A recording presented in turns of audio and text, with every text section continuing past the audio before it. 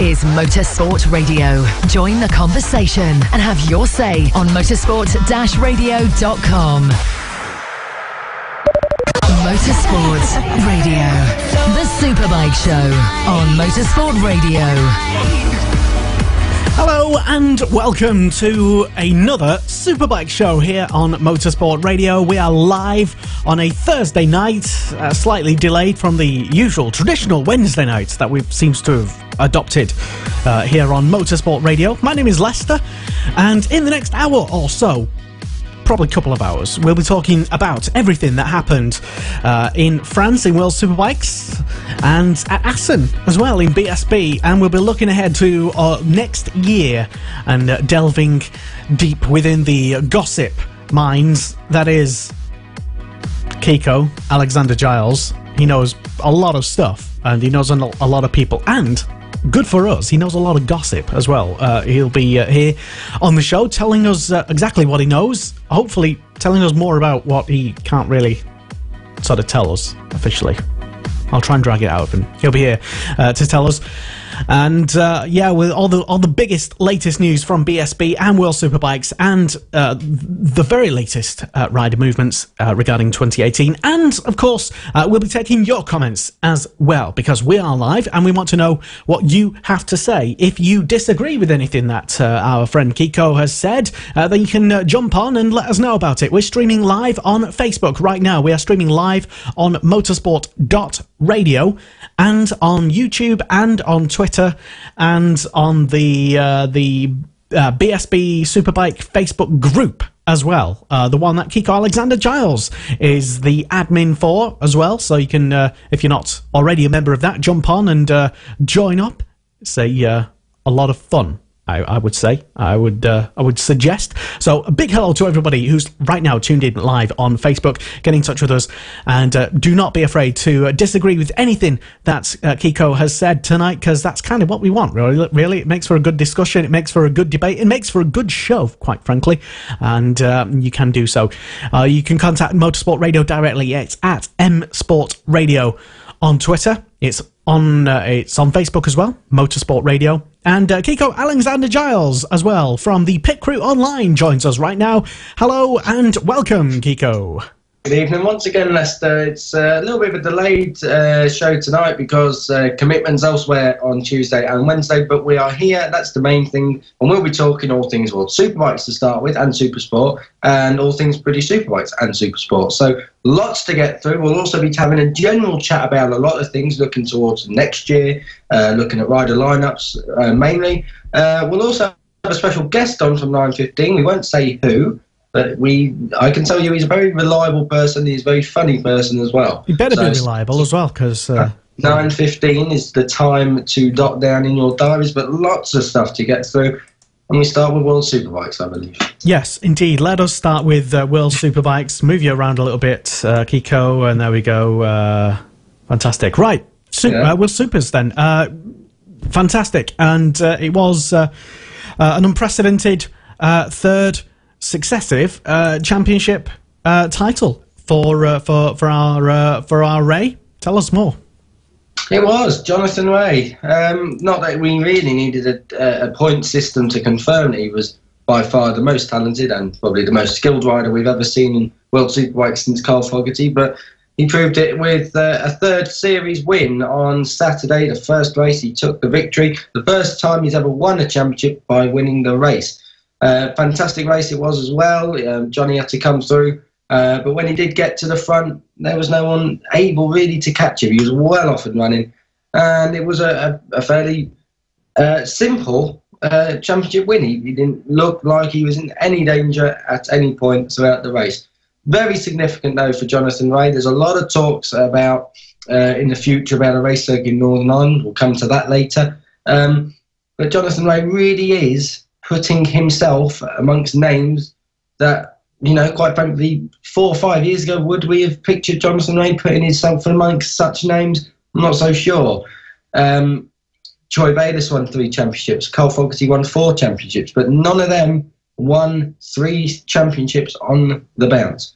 Troy Bayliss never even won 2 on the bounce. Carl Fogarty won it in 94, 95, and 98 and 99, but he never actually made it 3 on the bounce. So Jonathan Ray breaking records. It is great for him to. It's great for us as well to join in the celebrations with him. But to compare the previous achievements of other riders, when we know it was a different era, different technical standards back then, and the championship's profile overall in the world standing was a bit different, but still. He's managed to beat all the competition 3 times in a row, and that's all you can do as a rider, as any competitor in motorsport. You just got to go out and beat whoever your rivals are on track, and he's done it. Well done.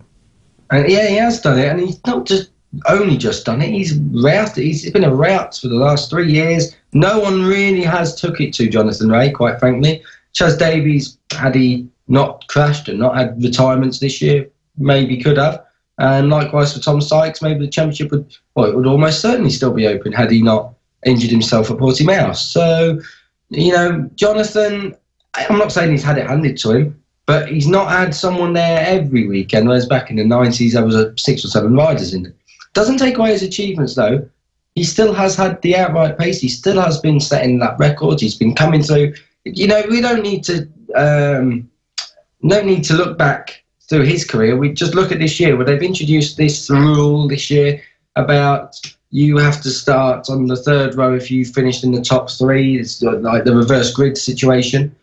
Jonathan Ray on most occasions has been within the top 3 or top 2 after 1 lap. So he's not just cleared off at the front when he's had to. He has battled his way through. He's done it very safely and harshly. It's been great entertainment for the first 2 laps. Didn't do it straight away at Magny-Cours in race 2, and unfortunately he did crash, his 2nd retirement of the year. But Jonathan Ray has set the World Superbike standards very, very high, and you go into 2018 next year, if anyone can beat him, that will be very impressive, because Jonathan Ray's at the top of his game right now. He is absolutely on the crest of a wave. He's got this great momentum with him in terms of championships, and he really could, be the next kind of Carl Fogarty. He may go on to win 5 or 6, who knows? But, next year he stays with Kawasaki on a bike he knows, in a team he knows, for a 4th season. It's looking likely for a 4th title as well, and we're not even finished 2017 just yet. Yeah, don't put the curse on him, Kiko. The curse of Kiko, that is a real thing. That was actually trending on Twitter. Oh, really? It was. Oh, okay. Curse of Kiko. Yeah. If you haven't seen it, we might play it a bit later. But if you don't know what we're talking about, you'll see for yourself exactly what it is. So yeah, you're already putting him down for a 4th title next year. Yep. I'm hoping that maybe there'll be a bit more competition, and it won't be as clear cut as that. But that's not taking anything away from him. It'll be fantastic if he does it, and things can be a bit more competitive at the front. Yeah, I mean, at the moment, there's a lot of pressure on Ducati. We've got to get that right first. They have brought Jorge Lorenzo in to win the MotoGP Championship. It's not gone that way so far. Dovizioso's Championship is not looking as certain as it was 2 or 3 races ago. So Ducati aren't on for an absolute domination in MotoGP. And neither are they in World Superbikes, because Chaz Davies has crashed a lot this year, unfortunately, out of good positions, out to lead in Aragon. He could have done the double had he stayed on in race 1.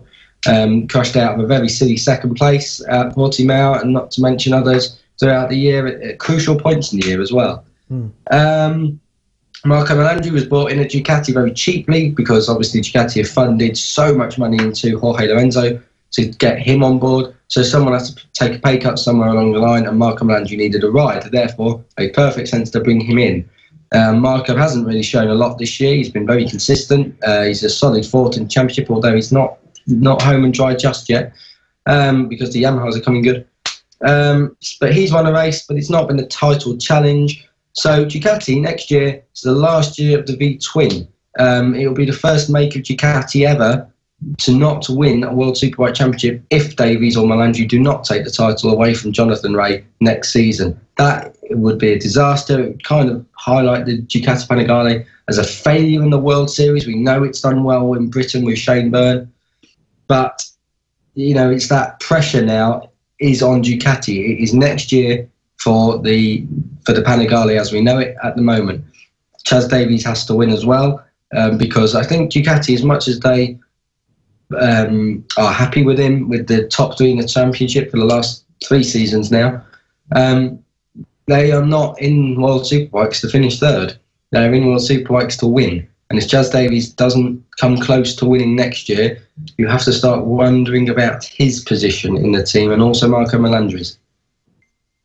Yeah, it's something to think about anyway, and I've just been having a quick look at some of the comments that have came in early already, and thank you very much to people who've nice and early tuned into the show, and don't forget to share, incidentally, because sharing is caring. And it is. Yeah, indeed. And just let other people know, your other bike friends and other motorsport mates, that this is what we do when we're on there, when we're live. Share it. They're probably interested in it. They'll probably love it. So, yeah, don't feel bad about, spamming them with it. But yeah, Christian Cormier has been on. Hi, welcome.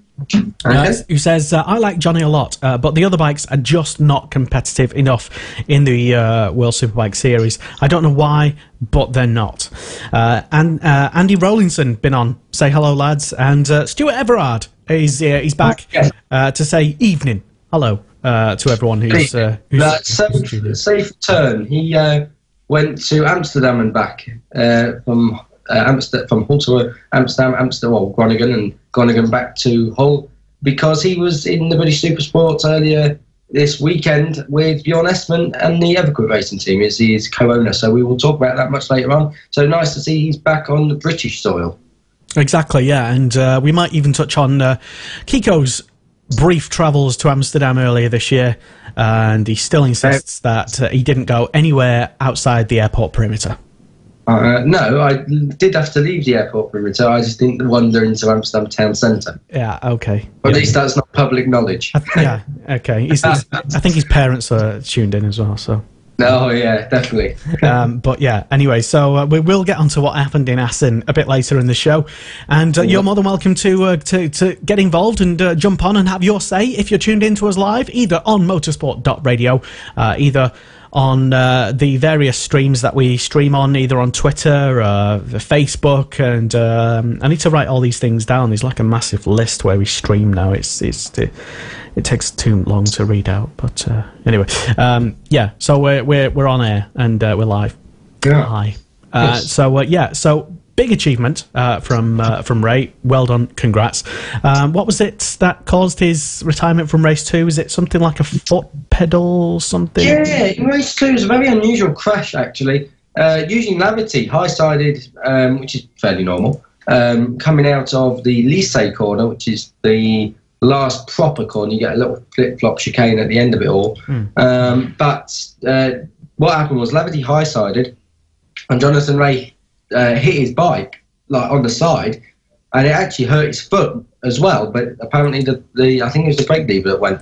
So you can't ride a bike without a back brake. So yeah, not great for Jonathan Ray, but of course he already won the championship. But the more bigger disappointment would have been for Sean Muir's Milwaukee squad. They just did not have a great weekend, unfortunately. It's the first time in Eugene Lavity's career. I think he's crashed the first time ever, I believe, that he's crashed 4 times across a whole weekend in World Superbike. So, records are being broken down at Aprilia and with Eugene Lavity, but unfortunately, the wrong ones. The race weekend overall in World Superbikes for you then, Kiko, having, I presume, watched every single moment of it.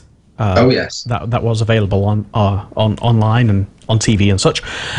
Your standout rider of the entire weekend in World Superbikes, who was it and why? The entire weekend. Do you know what? I'm going to say Alex Lowe's. Very, very good ride. Decent qualifying. Finished 5th in race 1 and finished 2nd in race 2. Jonathan Ray didn't finish race 2, but you've got to understand, Kawasaki and Ducati are full factory teams. They are absolutely everything's going in from them 2 manufacturers, whereas not absolutely everything is going in from Yamaha. World Superbikes has been for a long time a championship where it's one of the factories don't get involved in massively. You know, it's always run by it's run by a team, a privateer team, not proper privateer. You get factory support, but it's not massive factory support. So for Alex Lowe's, race 2 had no Jonathan Ray, it had no Eugene Laverty. It had a Tom Sykes that was well off the pace, but he still had to finish, and he did. So Alex Lowe's finished second, actually closed Chaz Davies down by a couple of seconds in the last 4 or 5 laps as well. So Alex Lowe's was very well done, ride of the day. But it's very important, we have to mention it, it was actually a really good weekend, World Superbike race, and there was 23,000 people there on the Sunday, which is still quite poor, I suppose, but 48,000 across the whole weekend. So that's good. The numbers are starting to come back up, and as long as they're going up, they're going in the right direction. The racing was good. It was very clean. It was harsh at times.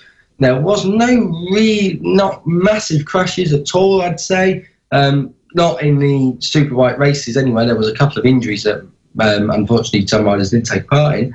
But it was a good weekend. We had some great battles down the field. Marco Malandri was one of them, battling away with Leandro Mercado. The two almost came together at one point, and it looks like they were going to take each other out. But brilliant stuff from them. The Yamahas battled as well. Van der Mark was running his teammate Alex Lowe's very, very close indeed. And at the end of the day, Marco Malandri came good as well in race 1. He finished second and stormed through the field. Put a couple of harsh moves on Tom Sykes. So it was quite an enjoyable race weekend. It wasn't a bad one at all. So, yeah, Alex Lowe's gets my ride of the weekend in World Superbikes, but overall, positive round for World Superbikes. Yeah, and I did ask the question, so thank you for answering that. But if you're tuned in live, tell us who you think deserves the ride of the weekend, either from race 1 or race 2. Just having a quick scan of the official results sheet from race 2, and Van der Mark apparently started that race in 10th place on the grid. Came up and finished on the podium.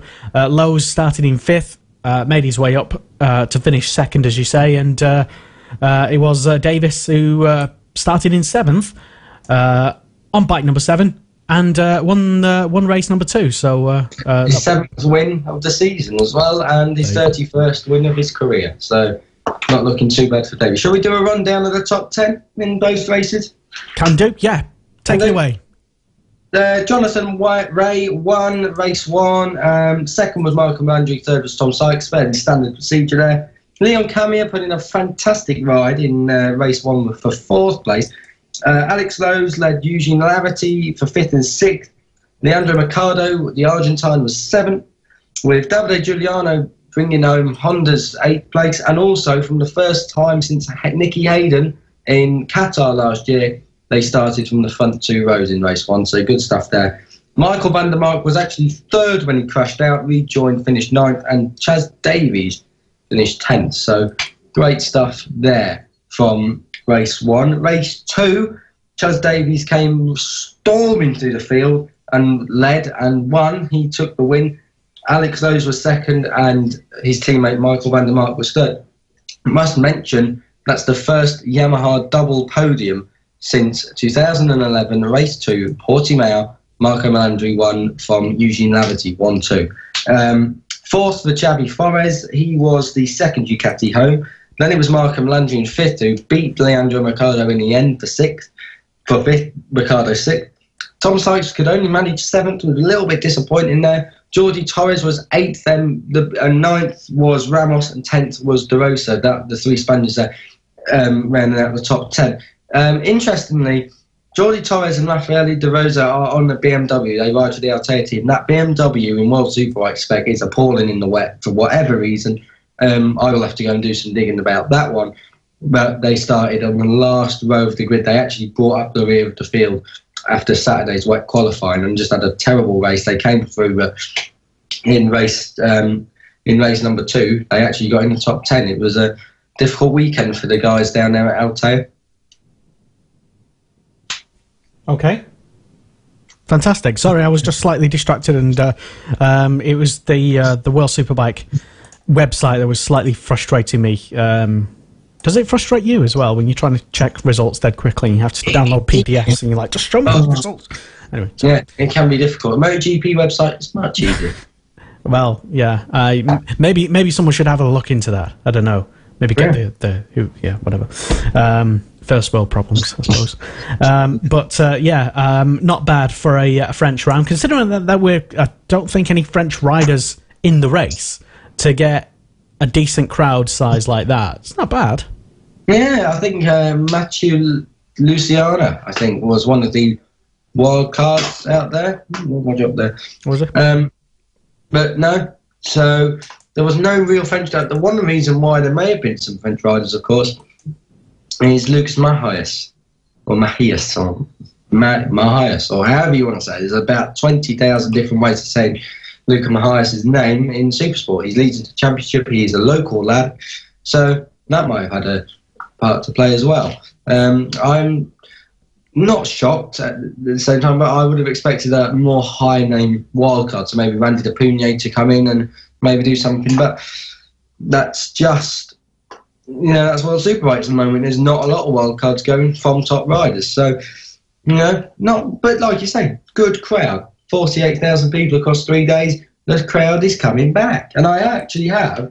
Just remind me again what it was at Donington. It was 18,000 on race day. 18, and British Superbikes women to be around 50,000. But I again will have to do some proper research on that. But the general figure is between 45 and 55,000. So the French round with no real French talent had more crowd than the British round, and the British riders dominating the championship. Well, unfortunately, when you want to charge £50 for 1 day to go into Donington Park for World Superbikes when the race ain't going to be closed, that's the effect you have. Okay. Yeah. It's madness. Yeah. It annoys me. Yeah. I understand then that there's some World Superbike news regarding a couple of departures, or at least one departure, that was announced this week on Wednesday, I think, regarding Ducati, if you've not already mentioned that. Yes. Not so much riders. It was behind-the-scenes stuff. Ernesto Marinelli is leaving the team after over 2 decades with them. So he will be going on to pastures new. Where? I don't know. I'm speculating. I had a little interaction with Gregory Haynes, the World Superbike commentator. I had a little interaction with him and said he might go to MV Agusta. If they're looking to expand their team, then they may well take someone who knows what they're doing, like Ducati did when they brought Gigi Dall'Igna out of Aprilia.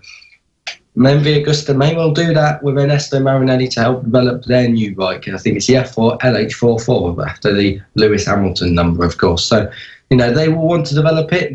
They've got a great rider. We did fail to mention while we're on the MV Agusta subject that Leon Camier was second when his bike expired in race 2 at Magny-Cours. That kid, I don't know what he has to do to get a podium. It's been too long without a podium now. I think Silverstone 2013 was his last podium. That's 4.5 years ago. Leon Camier deserves a podium this year more than any other rider in the field. So sad. I was gutted for him. Well, yes, indeed. Just having a look at some other news rolling in from Tinternet, all over the Tinternet. Well, while you're doing that, yes. I shall give a rundown of the top 10. Oh, in the championship? Yes. Yes, I forgot to do that. I'd skipped on from doing that. So take it away, Kiko. Yeah, we know that number 1 is Jonathan Rea, and he's already locked in, and he will keep that number 1 position, of course. That is the main thing about that. Jonathan Rea will hold on to the Championship League because he's won it. Second at the moment is teammate Tom Sykes, holding off Chaz Davies by 9 points, who's third on the Ducati. Fourth is Marco Melandri, 46 points back. Fifth is Alex Lowes, who's 81 points back of Marco Melandri. So Melandri looks almost certain to hold on to the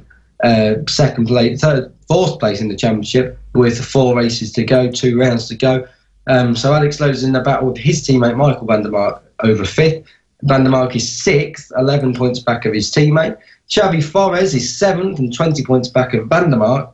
And Leon Camier, after his retirement, is down to 8th place, 23 points away from Xavi Forés. In 9th place is Jordi Torres, who's 6 points away from Leon Camier, and completing the top 10 is the first of the Aprilias, Eugene Navati, 13 points back of Jordi Torres. All the way down, we can keep going. There's Salvadori in 11th, Ricardo 12th.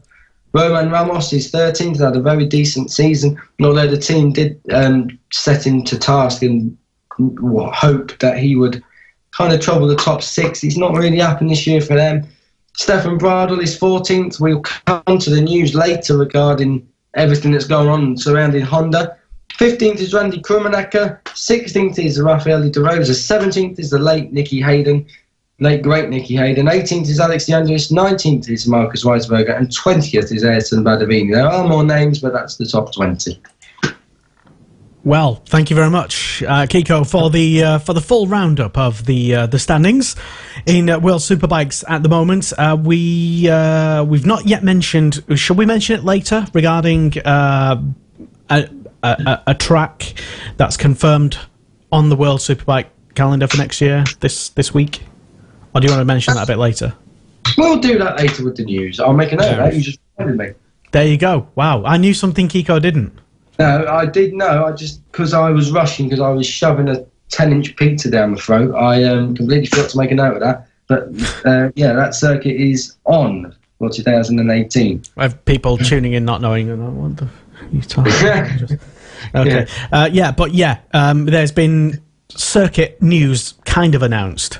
Not a massive big surprise, and we'll tell you more about that later. Yeah, they want the whole calendar to be confirmed very soon. One thing I am starting to get annoyed about, though, is the fact that we still have no ECU regulations given to us.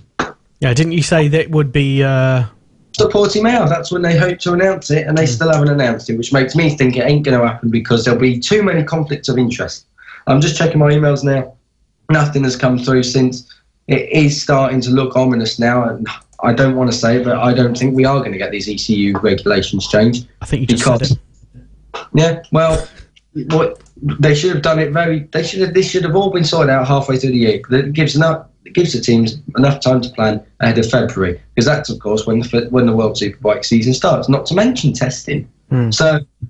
but how much time do teams realistically need now? I mean, it's the start of October. Do they need 5, 6, 7 months? I believe so, yeah, because don't forget that one of the main reasons the Honda is so poor this year in World Superbikes is because they haven't had testing time.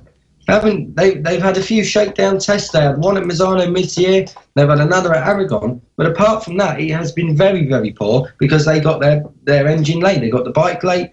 And that's another reason for Honda in British Superbikes, where they only came good 3 rounds in, because the first 2 rounds were like a test session. They lost testing time at Donington Park because it was wet, and they didn't go to Cartagena with the proper bike because they didn't have it. So, unfortunately, the Honda has been a bit on the back foot, not really down to the teams, although, halfway through a season, you'd be expecting a little bit more from where they are now.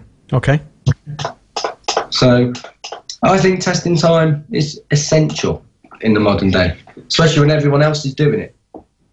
Yeah, I suppose the World Superbike Championship is probably expected to have. I see with the World Series, for example, like Formula One, where they almost don't like testing because the costs just go skyrocketing. I have no idea what it costs to test for a day or a weekend or whatever on Superbike. But yeah, more testing. Yeah, more testing or more time before testing, because teams need to know what they're doing. Yeah, I don't think they do. I don't think they did. But should testing, World Superbike testing, go almost like go touring around the world, perhaps, just to should they go testing, in the winter at some of the tracks where they actually race, potentially? Should they come to Donington and test? Well, this is the thing. I'm all for more circuits coming on the calendar anyway. That was just me saying they should come to Donington more, basically. No, I think they should, because one thing they do need to do more with Donington is promote it and make it cheaper, because people, quite frankly, are not going to go. Leicester, if I've got, right, here we are, we've got a deal going here, Leicester. If I've got a laptop that does absolutely everything, or an iMac that does absolutely everything, and I can pay £400 for it, all guaranteed, all in, any repairs are included in that price, or I could get an older laptop where it's not quite as good, but I'm charged £500 for it. Well, you're going to go for the £400 one because not only is it better value for money, it's actually a better product. And that's what British Superbikes and World Superbikes are. British Superbikes is cheaper, but much, much better. You get much more value for money. And World Superbikes, yes, it's coming good. It's getting better. People are going back. But you can't charge £50 for one day. People haven't got £50 in 2017 Britain to spend on a luxury. That's for one person. If you've got 4 adults and 2 children, you're looking at £200 more. Yeah, I haven't got £50. I have not got £50. The best thing about it was if you booked, I think, about 2 weeks in advance, if you booked your tickets and so you could pick up, I think it was only £59 for Saturday. Wow. So... Yeah, but if you don't have the £50 in the first place anyway... That's the problem. You can say all this value for money, but if you ain't got 50 quid to go and spend, or if you can't spare 50 quid, you can't spare 50 quid. However, if it was 30 quid, okay, we'll run it for today. Because it's not just the £50, you've got to pay for stuff while you're there. You've got some daughter, you probably want to buy them something.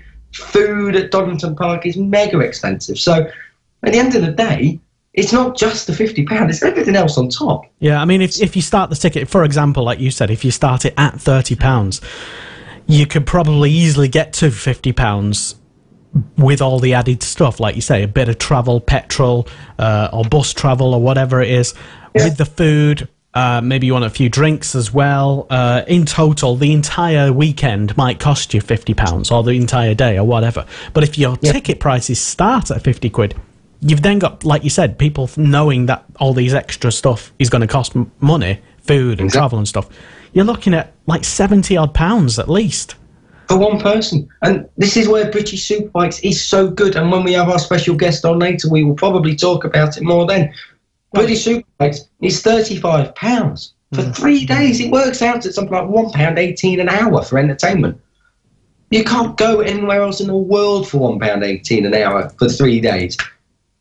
That is incredible. It's brilliant. Don't be. Stuart Higgs might be thinking, yeah, maybe. Hang on a minute. I think they've got too much of a good deal on here. Don't be giving him ideas. To basically, BSB good. World Superbikes in the UK not so good. So good. If you wanted a quick one sentence roundup of the situation regarding that. Moving on then, are we done now with the World Superbikes for the time being anyway? We are. We will, like we say, we will come back to the news around... We'll wrap up with the news. That's a nice little end. Okay, we'll wrap up with the news, and for now, in a moment, in a few seconds, we're talking more Superbikes. This time at Assen, it's BSB. Now. This is Motorsport Radio. Join the conversation and have your say on motorsport-radio.com. Motorsport Radio. The Superbike Show on Motorsport Radio. Indeed, yes. My name is Lester. This is the Superbike Show on Motorsport Radio. And we do visual radio every time we do a studio show like this, because it's kind of what we do. And you're more than welcome to get in touch with us live on the internet. It's live. It's at M-Sport Radio on Twitter, Motorsport Radio on Facebook, and you can get in touch with us using the comments box in our live stream anywhere that you see it. So, moving on then to some BSB news, and our BSB expert, Kiko Alexander-Giles, joins us once again. So then, at Assen for the weekend just gone, and my predictions didn't really come good. I said Byrne and Brad Ray would get wins. So I can't even remember who I said Leicester, but it doesn't matter because what a weekend it was. Unbelievable. I cannot remember the last time we went into a race weekend where the grid was upside down, and then we had riders who shouldn't have really been there on the Sunday up there, and it was just chaos. I just couldn't believe it. So, we had, the front row was James Ellison, Leon Haslam, Christian Iden. Leon Haslam won the first race. Wasn't easy, broke away at the end, but it was not easy at all. Second in that race, Shane Byrne, and third was James Ellison. Fourth was Sylvain Gintoli. Fifth was Josh Brooks. Sixth was Bradley Ray, who started on the second row of the grid. Race 2 was a complete different story. 4 abreast down into the first turn. It was nip and tuck, shoulders to shoulder, neck and neck it was. It was fantastic stuff. Bradley Ray lost a bit of time in the opening few laps, and it was late, found out he had a tyre issue. It was a Duff tyre, which is awful, really. After that, Josh Brooks got involved. He was right up there. He came through as well. Leon Haslam wasn't having it all his own way. Initially, Shane Byrne and James Ellison were the leading 2 at the front, but it all got closed up. Sylvain Gintoli came through and gave Suzuki the new GSXR 1000 its first win in Great Britain, its first win on Pirellis. Unbelievable. Sylvain Gintoli became the 10th winner of a British Superbike year, and just to reiterate, that is the first time since 1998 that has happened, and we will do it again. Name them 10 riders that won in 1998. James Hayden was one of them who won, so you've only got 9 to get. The reason I say that is because James Hayden didn't even know when I asked him the other day. So this is a nice little game for you all to play at home. But 10 winners, 16 podium finishers, that's another new record for British Superbikes, and 6 winning manufacturers. It is a golden era at the moment as far as motorcycle racing in Britain is concerned. So, going into the weekend then, and just sort of, because like you say, so much has kind of happened over the weekend with so much different racing and such. Going into the weekend, I think it was Haslam who was on top leading, I think. Yes. I can't remember who was second now or who was third. But Josh Brooks was second, Shane Byrne was third. 22 points back to Josh Brooks, 23 points back from Haslam to Shane Byrne. That has gone up this weekend, or coming after this weekend. I have the piece of paper here. It is 32 points now to Josh Brooks and 33 points to Shane Byrne. That means Brands Hatch race 1 is incredibly important. It absolutely has to be bob on for Byrne and Brooks on the Saturday next week, because their championship is depending on a good race 1 result and a poor race 1 result for Leon Haslam. Yeah, and going back to the couple of races at Assen then, and I'll ask you what I asked you earlier with regards to the World Superbikes as well. Your rides of the weekend. Either if there was one standout performance that you think deserves a special mention, maybe in any category, or one from each category, or anyone you particularly want to sort of give a shout out to. I really want to praise Sylvain Gintoli. He hasn't been anywhere all year. I couldn't believe it. He was thwarted of a podium in race 1. He even led race 1 at one point. Fell back to 4th and came through race 2, hit the front, and he looks unbeatable in that last lap. He hit all his apexes, hit absolutely every apex on a pin. He just made it look so elegant and perfect. He added the Gintoli touch to it all. Sylvain Gintoli loves Assen. He got his first and so far only Grand Prix podium at Assen in 2003. He got his first World Superbike win at Assen in 2012. He has come to British Superbikes for a second season this year. His first one was back in 2009.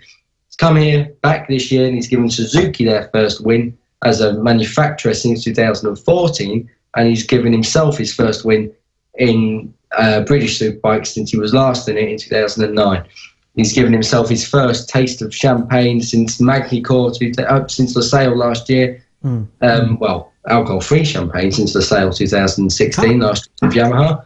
His first proper champagne since Magny-Cours 2015 when he was riding that Honda. So Silverman Tony's had a bit of a drought lately, all the way up to Assen. I'm not just saying he's come good this year. It really has been a poor year. There was lots of rumours about him maybe leaving the team after this year, going to Puchetti Kawasaki over in World Superbikes. Them rumours now are starting to fade away. Many people I speak to, conversation on the street, so to speak, is that he's starting to reconsider that option. He doesn't want to be running around at the back of the field or near the back of the field on a Puchetti Kawasaki. He's considering staying over in British Isles. So that's great for the championship. More strength, more winners, more competitiveness. And if it's any more competitive than it has been this year, we say it every year. If it's any more competitive than it has been this year, I tell you what, 2018's got a lot to beat. This has been a very, very special year. The Silver Gintoli, what a ride.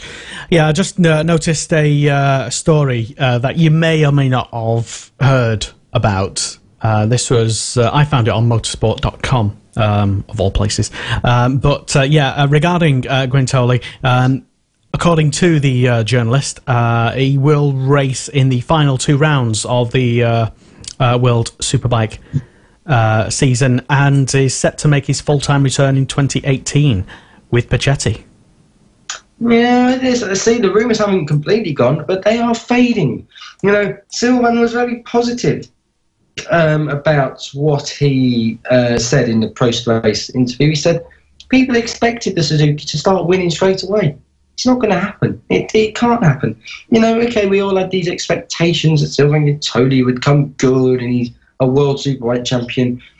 But he's still got to be able to ride a Suzuki to British Superbike regulations. Of course, we know there is no electronic aids on the bikes, or limited electronic aids on the bikes. He's still got to be able to ride it, and he has struggled this year. The bike has struggled too. It's a brand new bike. No one else has done a lot with it, apart from Richard Cooper, but that bike's in stock form. So, at the end of the day, maybe we put a bit too much pressure on Silvan, and maybe a little bit, and I will admit this, maybe a little bit like me. Well, being a multiple world champion, you're never going to not have the pressure to perform, I suppose. True. You can't just roll in somewhere and say, hey, I'm the underdog, don't put pressure on me. Well, but in the words of Eugene Navity, British Superbikes is more competitive than World Superbikes. So, he knew that this could be a career ender for him if it doesn't go right. Luckily, he has salvaged something at Assen. We know he goes well there anyway, like I say. And he's performed, or he's started to perform. Silvan likes Brands Hatch as well. He's done a bit of testing there lately, so he definitely knows what he's doing. Sounds silly, but he does. But maybe we all put a bit too much pressure, load too much expectation. Oh, he's been on British circuits before. He's been with Suzuki before. Oh, he's got a great reputation. He's a World Superbike champion. He's won races. It just doesn't happen. Davide Giuliano's been a top rider in World Superbikes, but he didn't gel here, did he? British Superbikes is what is known as a career killer. So many careers have gone from here. You can easily get lost in the British Superbike paddock because not just the Superbike Championship itself is deep in talent, but the paddock itself, the depth of talent in that paddock is endless. There's so many people going all the way down to the Cool Fab series, where all the new talent's coming in. So Silvan Gintoli has had it hard this year because the levels have been a lot higher than ever before, but luckily he salvaged something. Maybe, like I say, we put a bit too much pressure on him from the start, a bit too much expectation, and I will hold my hands up, maybe like I did with the McCann's Yamaha team. Don't forget, as much as they are a factory team, they are new to the series this year, to Superbikes anyway, with 2 riders that had never rode that spec R1 before. So, maybe expectation is a great thing, but let's always try and dial it back down to being a bit more realistic. Well, do you agree with Kiko? Let us know if you're tuned in live, and if not, we definitely want to hear from you. Get in touch with us. It's at MSport Radio on Twitter, Motorsport Radio on Facebook, or you can use the comments box in the live stream wherever you're tuned in to us from. Now, another line in, I don't know how true this is apparently, but maybe you already knew about this, Kiko. but I didn't. So, or maybe you told me and I wasn't paying attention to you. Pacetti apparently is set to expand its operations. This is going back to the motorsport.com article I mentioned. They're set to expand their operations to 2 bikes in 2018, as Guintoli is likely to be joined by current Stock 1000 frontrunner Toprak Razgatlioglu. Toprak Razgatlioglu. Correct. No, you want to just go and fish my mum's dentures back, and I'll go and send them down to Glossop or over to Glossop. But yeah, him and Guintoli. That'll be a thing, won't it? I suppose it will be interesting indeed. Toprak Razgatlioglu finished 4th in the. Should we just call him Tim, please? No, we'll call him Toprak. Okay. Or Top Cat. What was it Tony Morris said last week? Top Cat Superglue or something like that. He said something, and I don't know. It might have been offensive in whatever country he's from.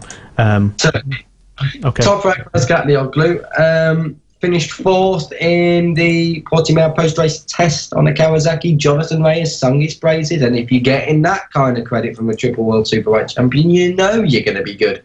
So, great stuff from Toprak. It's got to be said. He's got bags of talent, and we need a young rider. We really do. Like Michael van der Mark, come straight off a World Superbike production line, not parachuted in from MotoGP. Don't want another MotoGP refugee. Want some homegrown World Superbike talent to make its way into World Superbikes and challenge the likes of Jonathan Rea, Chaz Davies, Tom Sykes, because that's what we need. Okay. Back to BSB, though, and back to Assen.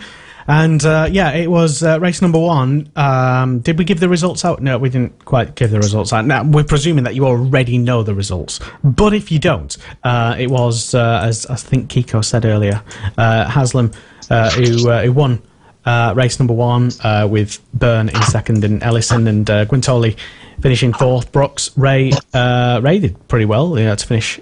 Very well. Let me just jump in there, Lester. Sorry to usurp you out of your race results. It's on a roll. Brad got away with the leaders to start with, then faded back, dropped all the way back. Josh Brooks soon got past him. But Bradley, we see a lot of young riders desperate to fight with the established stars, but that doesn't always work. And Bradley Ray sussed that one out. He didn't try and get back past Josh. He just latched onto the back of Josh and let him tow him up to the top 4. Brilliant racecraft from Bradley, considering he's only 20. So great stuff from Bradley Ray. He caught up with the leaders, did take 5th on the last lap, but unfortunately got pummeled back to 6th. Still a great ride. Top 6, 2 more top 10s, 7 top 10s in the last 7 races, 9 point scoring rides in the last 9 races. He's the only rider to do that so far. As we speak, in the last 9 races, he has taken points. He has been a massive winner in it all. Brilliant stuff from Bradley.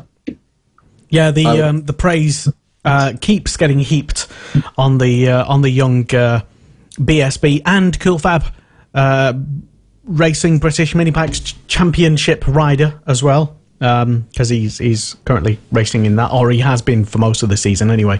He won't be at the final round though, because he'll be racing at Mallory Park for, I think it's the race of the year, doing that as well. Can't imagine why he won't be on either a mini moto, choosing to race at Mallory Park instead. Very odd. But anyway, yeah. No disrespect to people who want to go and race bikes at Mallory, but yeah, still. Well, there's a test for a rider at Morello Kawasaki tomorrow. I'm not going to name because I don't know if I'm allowed to name him, actually. There's a test for a rider at Morello Kawasaki. Where? He's not there at the moment, at Mallory Park tomorrow. Okay. So get yourself over to Mallory and you'll see who there? Yeah, see who it is? Yeah. It's pretty easy, though. What you do is, if you have more than size... Well, we know... I think it's Build Base who are there. Is it Build Base? What's the team that are based at Mallory Park? All racing are based there. But what the situation with Mallory Park is, if you actually have size 8 feet or bigger, you can actually step from the road into the hairpin. What? That's how close the circuit is to a road. Oh, okay. Not really. You can go and try it, but it's not really. Go on, anyway. Finish the top 6. Yeah, I forgot now. Oh, yeah. No, right, yeah. So, race one in BSB ended with Brad Ray in 6th place.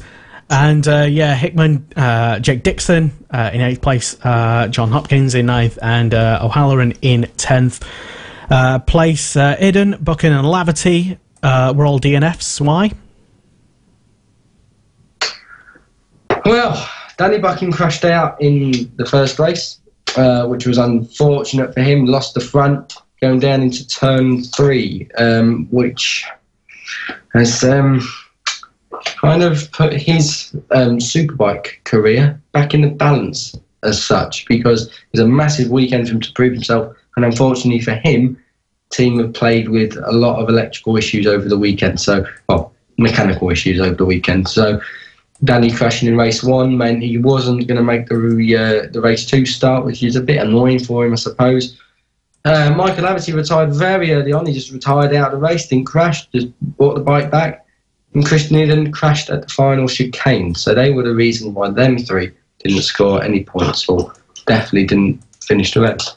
Ah, well, a shame for those riders. In race number 2, as you brilliantly said earlier, Kiko, it was a win for Quintoli and Brooks in 2nd place, Leon Haslam in 3rd place, James Ellison in 4th, Shaky Byrne in 5th, Peter Hickman in 6th, Dixon, Iden, Linfoot and Ray rounding out the top 10. Loads of riders not finishing that race. Yep. And it was that the wet race? I think it was. No, that was the dry race. One of them was. No, both of them were dry. Oh yeah, I'm thinking of the support races, aren't I? I'm not. Yeah, one of them, Leon August, I think his name is. How we say it. He went swimming down. Was that the moment? Was that the one where he literally just ploughed straight through through a puddle through the mud? Yeah, blue spray. Okay. So there was quite a few non-finishes in that second race. Sean Winfield retired, I believe. Sean Winfield had a massive crash on Friday. He was taken for X-rays to his chest and his fingers. How he even rode, I don't know. And I did do a piece, a one-off about what we learned over the weekend. And we're not quite at 9 o'clock, so I won't say what I subtitled Sean Winfield's part as, but that boy's tough. That boy is very, very tough.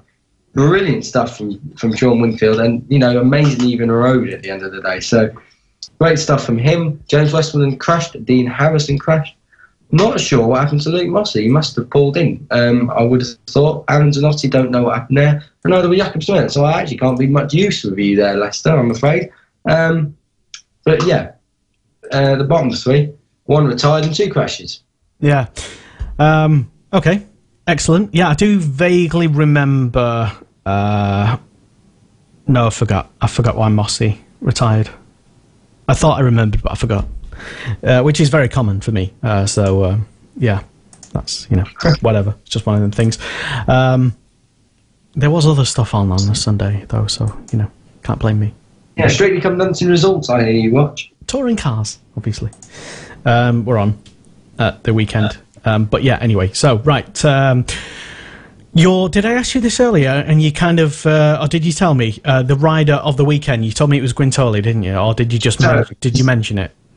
No, I absolutely said Quintoli, because he did a great job, really good job on a bike that just hasn't been performing this year. Okay. Quintoli likes Assen, the bike's obviously coming good, and they come good at the right time. We will get onto a talking point later with our special guest about a little incident that happened in the British Supersport race, so hang fire with that one. Yeah, Supersport. I was about to dive into the results of the Supersport, but I suppose we'll, like you say, wait a little moment for that. I'll dip into some of the comments that have been flooding in, a couple of them, and thank you very much as well if you are tuned in live. Don't forget to share the stream as well, because sharing is caring. Yes. And Derek Anthony Couplin's been on, saying evening Tony, and Tony Morris has been on. I think people are just talking amongst themselves now. They're just not even paying attention to us. Fine, whatever. Tony Morris has been on. Hi, Tony. And he says, regarding what I tried to pronounce earlier, that guy's name, Tim's name, he said it's top Top Cat rat glue. That's about right. That we'll go with that. Okay. And sorry for any Turks that we do offending all of these. Yeah, that's long. yeah. Oh, no. And Lynn Hackshaw has been on laughing at Tony. So that's good. Ryan Vickers. Hello, Ryan. Tune into the show. It says, Mallory Sunday. For me, everyone must be craving a bit of the place. And so Ryan is heading to Mallory.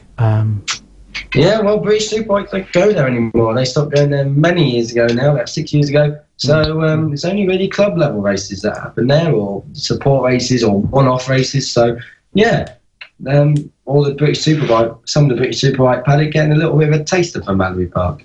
Yeah, and as well, sorry to keep banging on about it, but last year the Cool Fab Racing British Mini Bikes Championship went there as well, with some of the mini motos obviously not doing the full loop, but they're just doing the little wang section, as nobody has ever called it before. But yeah, Mallory, great track. So that being that, BSB. In terms of the championship, then, going into the final round, you're going to be at Brands Hatch, aren't you? I'm going to be at Brands Hatch, and I'm going to be annoying everyone. You will be. I have no doubt about that. But the championship, I think we already went through the top 6, didn't we? Top 3, anyway. Yeah. We'll do a rundown. Leon Haslam wins. Leon Haslam leads by 32 points from Josh Brooks, who in turn is 1 point ahead of Shane Byrne. Jake Dixon is 54 points back of Leon Haslam. That means he must score 4 points more than Haslam in the first race of Brands to still win with a shout. 5th place is Peter Hickman. He's 63 points back. He needs to score 13 points more than Haslam to be in with a shout. Jason O'Halloran cannot win the championship now. He's 6th. He could still get 2nd, I believe. No, he can't. He can still get 4th. No, he can still get 2nd. He can still get 2nd. What am I talking about? If he's a good boy, he can still get 2nd. Probably. It'd take a lot, but mathematically he can still get 2nd because, of course, we have 3 races at Brands Hatch. Christian Eden is 7th. He's the best of the rest. He'll be picking up the Riders' Trophy, as they call it. 8th place, James Ellison. 9th place is Luke Mossey. And 10th is Dan Lindford. So both Hondas in the top 10 in that SP2 5-blades first year. That's quite a remarkable performance from them. Bradley Ray, our very own Bradley Ray, is 11th. 12th is John Hopkins. 13th, Sylvain Gintoli. Glenn Irwin, 14th. 15th, Michael Laverty. And 16th is Lee Jackson. Tommy Bridewell, Jakob Smertz, Taylor McKenzie and James Westmoreland round out the top 20. Out of that top 16... or the ones who have had... all the top 16 have had podiums now, after Sylvain Gintoli scored a win. But out of that top 16, Jackson, Laverty, Hopkins, Ray, Iden and O'Halloran are the only winners, only non-winners. So they are the 6 other podium finishers. It's a remarkable year, I'll tell you, that's a fantastic year. So predictions then for Brands Hatch, which is not next week. Is it the week after? No, it's next week coming up. It is week, yeah. 13th to the 15th of October. Is it next week? 13th next week? Oh my God. Yes. Jesus. Okay, fair enough. Okay, it's next weekend. Right. I'm going to reserve judgment on my predictions. So you've learnt. It's only taken till the end of the season, but... Yeah. Until our show next week. You can guarantee Shane Byrne will be up there, but you can also guarantee Josh Brooks will be up there, and Leon Haslam. We could have a shock. Peter Hickman, Sylvain Gintoli, Bradley Ray is going to go. Don't go through them all. I only asked you for predictions. What I'm saying is, it's very open, so I will make a calculated judgment on... Well, you just guaranteed Byrne and the top 3. You said, they're guaranteed to be up there, i.e. on the podium. That's what I mean. I will make a more calculated prediction next week, Lester. Yeah. What about yours? Come on. Oh, God. Well, no, I'm even worse than you at predicting things. I mean, if I say enough crap, eventually one thing might be right, and I'll go, yay, that one thing I mentioned was right, which had nothing to do with it, like any sort of special journalistic insight or special insider knowledge like you or anything. It's just because I mentioned it and a certain set of circumstances happened to mean I was right. I wouldn't put money on it anyway. Well, you need money first. I do need money, yes. Yeah. No, I'm not going to make any predictions. Do you have any predictions? If you're tuned in live to us, if you know something that we don't, you're more than welcome to tell us, because there's a lot that we don't know, obviously. Then do get in touch. It's at M-Sport Radio on Twitter, Motorsport Radio on Facebook, and use the comments box on the wherever you're tuned into us live. Yes. So a big hello to everyone tuned in live via the Facebook groups that I've been spamming so diligently. Promoting live throughout the show. And to everyone who's also tuned in on the MCE BSB Superbike group, which I think is the unofficial Superbike group, admin by Kiko. Yeah, 16,000 people in there and counting. Yes. There you go. Okay, well, Ryan Vickers has been on, and he's given his prediction for what will happen in the 3 races. Do you want to hear? Go on. Okay, race 1, he thinks it's going to be Josh. Oh. Race 2, now this is all according to Ryan Vickers, so blame him. Race 2, he says Byrne. Oh. And race 3, Haslam. Oh. Oh. So we got traffic lights in a different order then. Yeah. Any thoughts on that? I don't know. It's so open. Brands Hatch is going to be a very weird one. Weather always plays a part of Brands Hatch. We've seen a lot of results in the past just being decided on, weather, tyre choices. Of course, who can forget? I think 2013, Martin Housel and Lee Costello were on for their first ever British Superbike race win. But had the wrong tyres on. Josh Brooks took them with a lap to go. So it really is not over until the last lap, until you have crossed that line. It could really go either way. Leon Haslam crashed out of race 1 last year. Shane Byrne didn't win a race at all last year at Brands Hatch in that round. Josh Brooks, though, if he was to go by recent form, is the man in form at that final round. He won 2 out of 3 in 2015, and he won all 3 in 2013. Not bad going for Josh. Not bad going indeed. And the other results, which I did have up briefly regarding the Super Sports, are we going to talk about that later or next? Or I don't know what you want to do with that regarding some of the support categories from Assen. We could talk about it now if you want. The support categories from Assen, we will hold off on the Super Sport. The others was all Dutch Superbikes, I believe. There was the Motorstar in the Mixed Championship.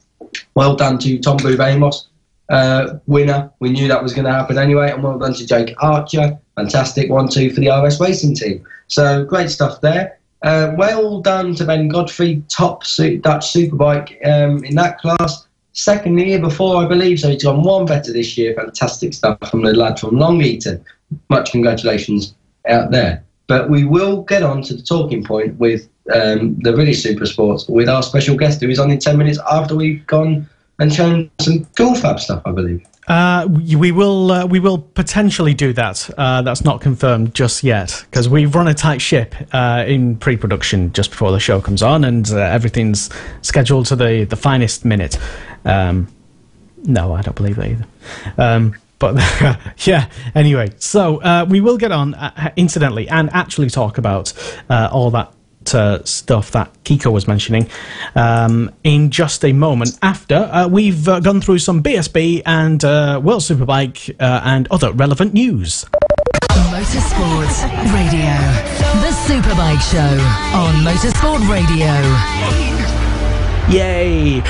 And so, yeah, lots of stuff happening. And Kiko Alexander-Giles, who is not tucking into a pizza, is literally just here to tell us all about what is happening and what has been happening, and to bring us right up to date. Kiko.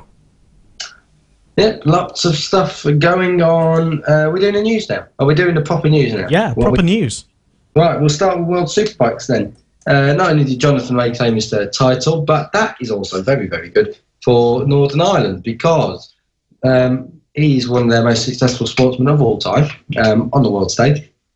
And now, let's talk of a circuit going to Northern Ireland. Now, Daniel Carrera, the kind of director of World Superbike, has said that he would support this. Fantastic to support him as well. And it'd be great for Northern Ireland. Do you know what? I really do think that could become like the new Brands Hatch. If they was to bring that, there's a lot of Northern Irish interest in motorsport, but in particular in motorcycle racing. It'd be great for the British Superbikes, lots of Northern Irish contingents over there. And, maybe even MotoGP. Would they go there? I'm not so sure MotoGP, but definitely World Superbikes and British Superbikes. So if they can get that circuit built, of course, it's all confirmed to be done. It'd be brilliant. Could provide up to 500 jobs. That's what the rumour, that's what the statisticians are saying. The next bit of news is about Honda. Who's going to be riding at Honda next year?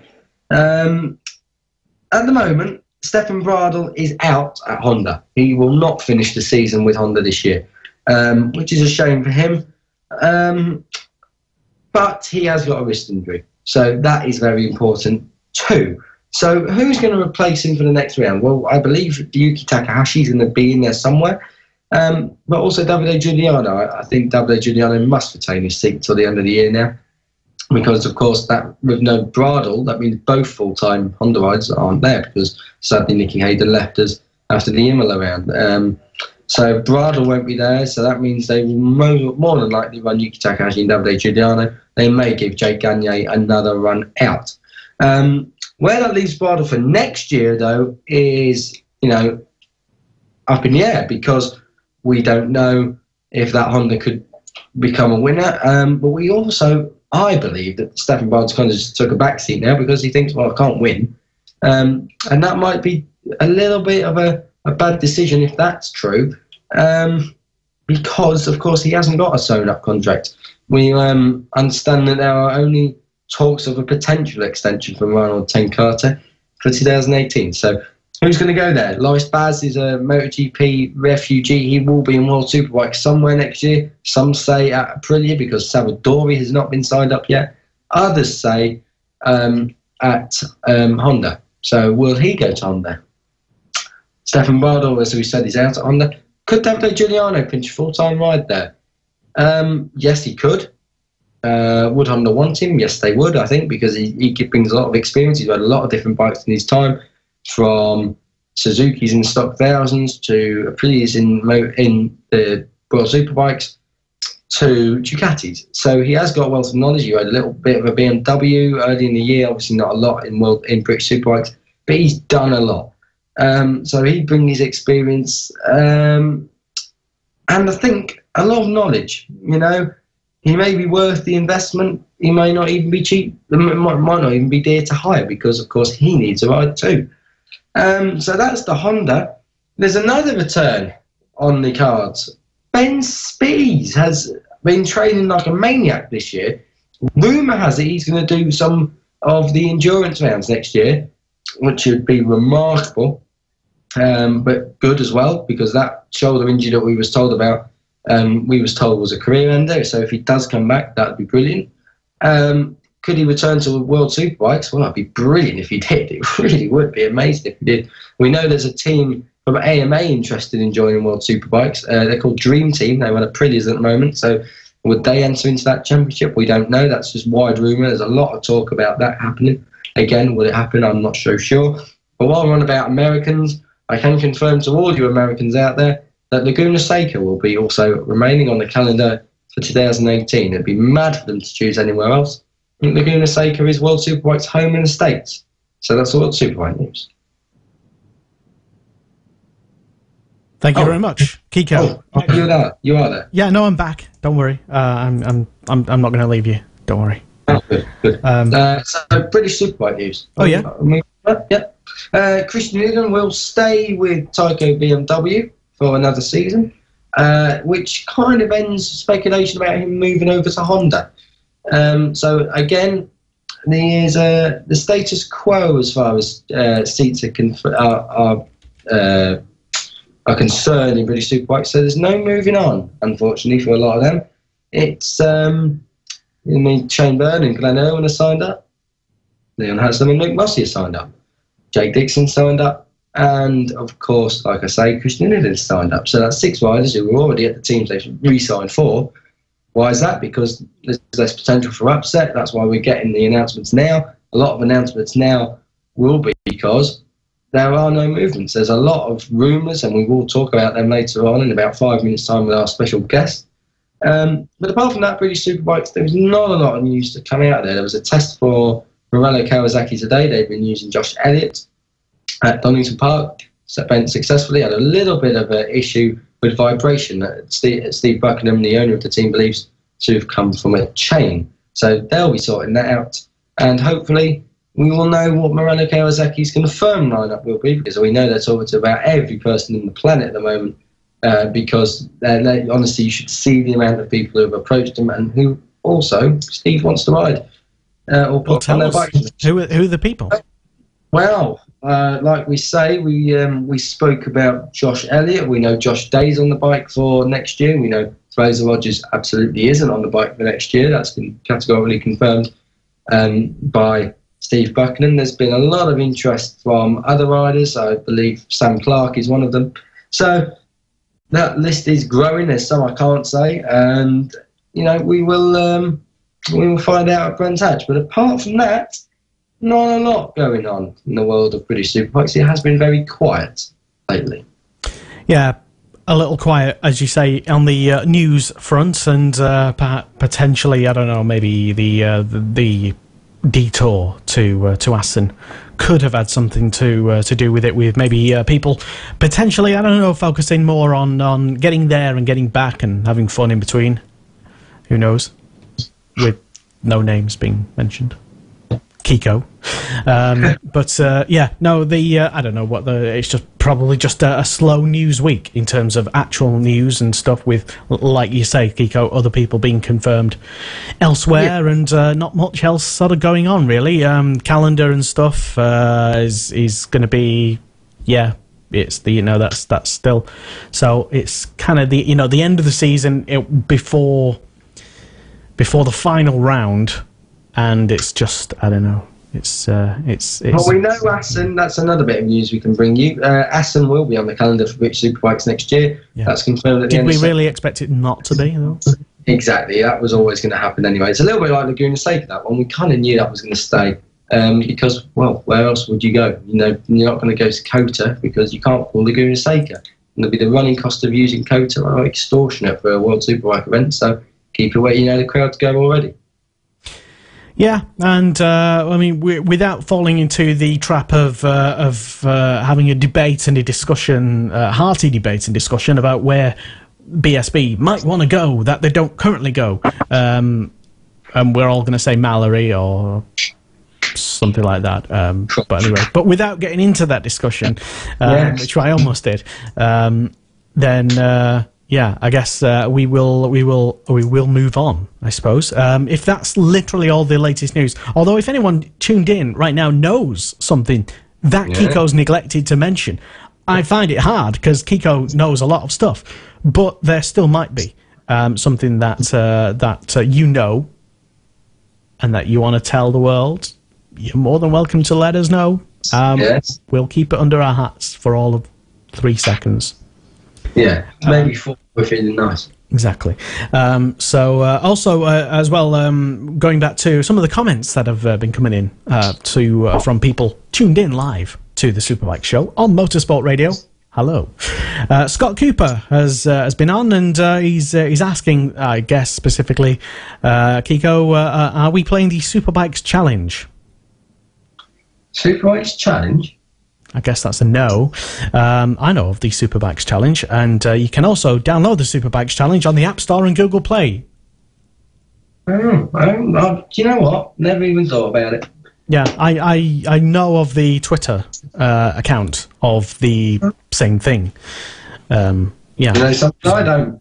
So we'll probably, I don't know, get into that. Maybe we can potentially even integrate something like that into the show and have like an ongoing thing. Maybe for next season. That'll be good. Maybe. Yeah. If you want any features, we should let them know. If you want any features, if you want us to add in something, it doesn't have to be one massive 2-hour conversation, of course. If you want us to do anything, give us some suggestions, and we'll tell you why we can't do it. And also as well, if you've got any particular rider launches as well, or any bike launches, any product things that you want mentioned and promoted to the thousands of people that we reach on this show on Motorsport Radio, again, get in touch with us. How do they get in touch? Well, you can contact me directly on Facebook. That's not too informal. You can email as well. Do you remember email? Yes, some people still email. I believe that's still a thing. It's hello@motorsport.radio is the email address to contact the show directly. And you can also, I suppose, get in touch with Kiko as well. The usual Kiko ways. Yeah, many ways to get in touch with me. At MotoGP Kiko is probably the easiest way. And apart from that, it's Facebook, or you can email me as well, but at MotoGP Kiko, send me a direct message or tweet me, and I'll answer your questions or have a reason debate with you. Or I just thought of another little feature that could be a total disaster, but maybe we'll try it. Call Kiko.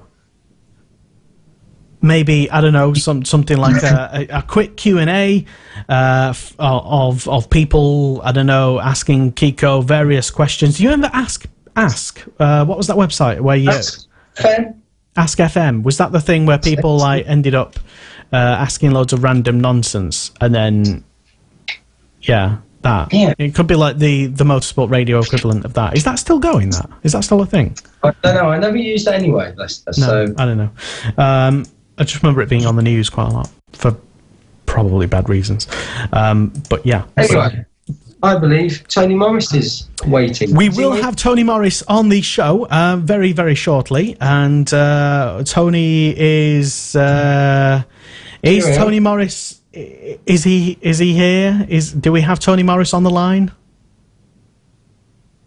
Oh, yes. Yes, we do. Tony Morris. Hello, Lester. Hello, welcome to the Superbike show, Tony. God, you must be scraping the barrel getting me on, yeah? Come on. Well, anybody, literally anybody is welcome to come on the show, as I've been sort of bleating on about, and here you are. So, yeah, welcome to our show. So, just before we get on with all the questions that I've got planned, all 4 of them, Tony, just explain to us what you are, apart from a British Superbike celebrity. What is your main role within the paddock? I make the tea. That's what I do. You know that. No, I just hang about making myself a nuisance and getting into trouble with BSB management. That's about it. How do you go about doing that? Well, I'll shield everybody else from getting in trouble with BSB management. I'm like the fall guy, the little finger out of Game of Thrones. Anything you need doing that you're going to get in trouble for, Tony Morris gets it. I should also interject as well and say that the reason why we're not seeing Tony online as for the visual radio listeners, and the reason why we're seeing just myself and Kiko for the visual radio listeners is why is that, Tony? I don't know why. Because we're all on Skype, I guess. I don't know myself. Oh, blimey, he's on, but we'll sort that out. He did. Oh dear. So Tony wanted to come on the show, and he, apparently when we were setting this up, Kiko said, "Yeah, but he doesn't want to go on camera though." I'm like, "Well, okay, why not?" And that's fine. Well, anyway, he just wants to do audio apparently. So I believe his photo is available on the Crime Watch website. We can all go and check out. You can see. You're more than welcome to be here though, Tony. Thank you very much. That's the last Friday of every month on BBC One. Just in case you don't know when Crime Watch is on, Kiko. I believe it was Thursday. No, it's Friday, Kiko. Jill Dando's days were Thursday. So anyway, moving on. Yes, I have some questions, Tony. Go on. Come on, then. Let's get them going. 2017 so far, we know you are involved with Josh Brooks and with the Anvil Tag Racing Yamaha team. So How has 2017 been so far from your point of view this year? My point of view, I don't think it can get much better. Okay. The teams just knocked it out of the ballpark as far as I'm concerned. You're looking at a team that didn't know how good they were until they got a top rider on their bike. Yep. And now they're showing everybody and all the haters and all the lovers now exactly what they can do. This team started, nobody would even look at this team. Now everybody wants to talk to them. It sums up the season, Kiko. It does, and we've seen over this year, Josh Brooks is obviously on a private, what is effectively a privateer Yamaha. There's no two ways about that. He's dominant. He's not dominated, but he's been well up the sharp end, as has Peter Hickman on his Smith's BMW, as has Jake Dixon on his RAF Reserves Kawasaki. And the privateer teams are being allowed to compete in British Superbikes and compete very well. Why is that? It's the rules. It's the regulations, Kiko. It makes it a level playing field. Apart from the fact that there's some parts that the privateer teams cannot obtain, won't be allowed to obtain, even if they've got the dollar, off of manufacturers. But we get by that by having our own parts made. So exactly, there's regulations. The regulations make BSB a level playing field as such, not compared, as you said earlier about Worlds. There's 4 bikes in Worlds. The rest of them are all running around the middle and back, and they always will do until the regs are changed. Indeed. And who's responsible for the regulations in British Superbikes? Because as we know, Stuart Higgs is race director, but does he have a part to play? Oh, of course he does. With the rest of the team that surrounds him, they go through the regs. They've done it with Supersport, try to bring the cost down. They've done it with Stock 1000 to stop any teams having an advantage with certain parts. He's just trying to make it a fair playing field for everybody. So it works for me, and I think these regulations should be used in Worlds. Yeah, and as you say, the more competitiveness, the more equality we have across all manufacturers, the more competitiveness we have, the more interest in the sport we have. So, as you say, 2017's been brilliant. Is there anything that you think maybe could have gone a little bit better? We know Josh has crashed out of a couple of races this year. Do you think, maybe had he not done that, there could have been bigger rewards? Well, when you look at it, the top 3 in the championship, Josh has crashed 4 times this year. Shaky has not started or finished in 7 races, nor has Leon. So it's across the board. The ones that are most consistent in the top 6 is O'Halloran and Hickman. I think they've only not finished 1 race, but they're in 5th and 6th at the moment. So it tells you, if maybe they would have finished more races or started more races in Shaky's terms, because he missed the first 2 races, there could have been a bigger gulf at it come the end of the normal season. But crashes are crashes. If you're crashing a bike, most cases you're trying to win races, and with the likes of Josh, every time he gets on the beast, he wants to win. He doesn't want to come 2nd, 3rd, 5th. He just goes out there and just wants to win races, like all the top riders do. Well, all the riders do. Yeah. They don't want to be 4th. They want to be 1st. And if you're not trying, you're not crashing. That's the way I look at it. It's a very good way of looking at it. We talk about Josh Brooks, but of course he isn't the only rider in the Anvil Hired Tag Racing Yamaha team. You have Sean Winfield. Sean Winfield has had 2 point scoring rides this year. It's an improvement, and he is learning. He is getting better. Well, that's correct. But all the things that are said about Sean, I want to clear one thing up. He's not a daddy's boy. He doesn't get a freebie ride. He must work 100 hours a week, 75 of them for his dad, bits and pieces for himself with his own design stuff. He just works day and night, and he's living the dream. And I can't understand why people go on there and say, oh, he's always at the back, he's always doing this. Have a look at his times, what he does this year. Where would he have been last year? Yeah. Where would he have been last year? And this is his 2nd year on that Yamaha. That crash he had at the weekend, I thought I'd be buying him grapes and flowers. That's what I thought. Because I see him being taken out the ambulance, and I went back and I said, he's awake, but he ain't riding. And then he just strolls in, held together with a bit of super glue. Everybody had to dress him as well, which was a bit embarrassing, but he had a lot of man slaves helping him the weekend. But big up for Sean, just for the guts. It took a lot of guts to get back on that bike. Exactly. I think it was at Thruxton this year we had a conversation about fastest laps.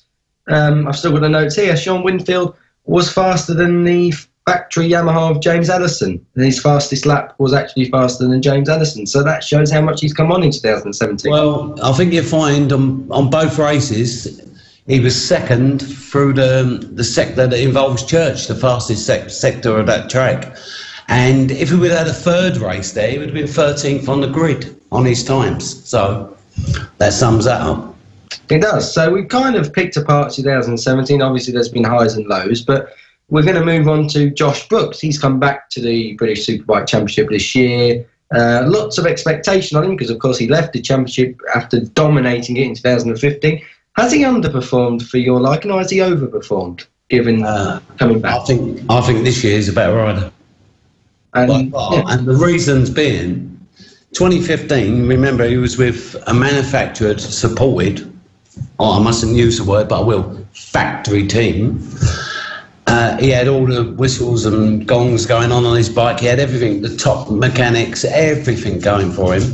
On Öhlins as well. And he won a championship, which really was, he just dominated the championship. He went away at 2016 on a bike he didn't get on with, things didn't gel for whatever reason. He had offers to go to, which at the time you'd say were bigger teams. Mm-hmm. He chose to go back to finish what he started with the Yamaha.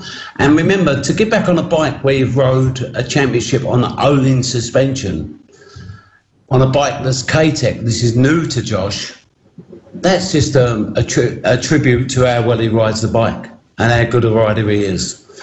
It gels with the bike. It's Yamaha and Josh is like synonymous, you know. It's just, they're like twins, and I think that's the bike he loves riding anyway.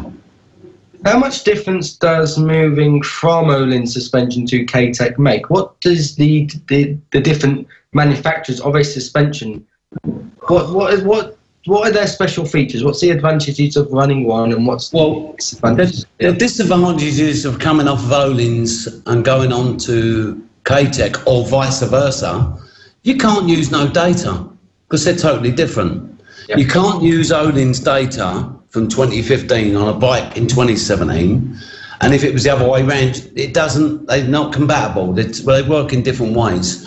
One set of suspension, you get very little feedback unless you push really hard, i.e. K-Tech.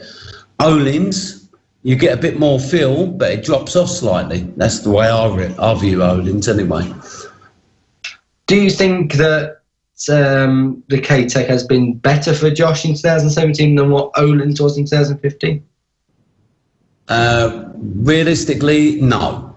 Okay. But that was at the beginning of the season. What you got to remember, Josh is trying to set a bike up that he didn't see till March this year.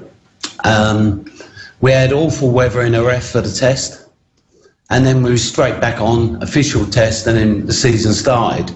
So we had limited time, as usual, cold weather, wet weather in England. You ain't going to do much testing, you ain't going to learn nothing. But he was getting his head around the suspension and everything else with the team, and they're trying to fit in with Josh, and Josh is fitting in with the team, trying to gel together. And it's took a few rounds to get his head round the suspension, with great help from Chris Taylor at K-Tech, and then of course Stu Winton coming on board, which is Josh's ex-crew chief from 2015, and he's nipped away at these 0.2s and the laps and 0.3s, which all helps, and it's just enhanced the team. Stu's come in and he's made the team even better this year. But you got to remember as well, I can't say it enough about this team, you've got a team that really didn't know how good they were. That's basically it. They've never had a top-end rider on that bike, and now they've got one. Now people look at them and think, that team, Josh Brooks, they know can ride the Yam, they know how good he is. He has pulled that team up, and that team's gone up with him. So it's not Josh going forward. The team are trying to keep up with him. And the demands of a rider that's trying to win the championship, you wouldn't understand. You wouldn't understand. They're looking for tiny little bits, and they're trying their hardest. And that's all you can do. You can do your best. It may not win you a championship at the end of the season, but you can look back over the season and say, we have done our best. That's right. And, you know, at the end of the day, they are Josh Brooks and the Anvil team are the only Yamaha in the showdown. You know, there are no Mikami Yamahas, and they are supposed to be the more factory-supported team. So, again, as much as it's credit to regulations, it's credit to the fact that a privateer team cannot just compete on one race. It can actually look at a championship. And I think without doubt, if Josh Brooks was to win the championship this year, okay, he's 32 points back now. You're looking at one of the greatest stories coming out of British Superbike, surely. Sorry? I fell asleep then. Really? You're looking at one of the greatest stories to come out of British Superbikes with, if Josh can win the title, on a privateer team, a full privateer team. Yeah, it's true. But then again, it applies to the likes of Jake Dixon. Exactly, yeah. Yeah. It applies to Jake Dixon. It applies to Smiths. They're not. Or even though BMW give more support to the smaller teams, it's still really a private company from the Gloucester area. Alan Smith and Rebecca. It's acts off to them. What good advertisement for these private teams that are thinking about stepping up from Superstock and maybe putting their toe in the water for Superbike. They can do it. They can do it. They just have to have the rider and the people around them. And Josh has proved that this year that can happen. We're going to talk now about Brands Hatch. Obviously, going into Brands, Josh is 32 points away from the championship lead. What is the way that you approach Brands Hatch now? You are in this situation. You're not really, really close to Leon Aston, but it's by no means over just yet. Well, you're asking me the impossible question, because this is going to be down to Josh. This is going to be all about Josh now. The team will do what they've got to do and do what he expects them to do and step up to the plate. And then once them lights go out, there's nothing we can do. It's all down to Josh. And Josh, you know how well he rides. In 2011, I think it was on the Suzuki, he set the lap record around the GP. No one's broke that record in 6 years. And lo and behold, Josh goes out, even though he had an off in the race, and he done a 1:24.8, which is a new lap record around Brands. He held it for 6 years, he's still got it again. So that tells you how well he rides that track. It's not the Shaky Burn track, it's whoever, and there's a lot of them go well around there. James Ellison goes exceptionally well around there. Yeah. Aslam goes well around there. Bradley Ray.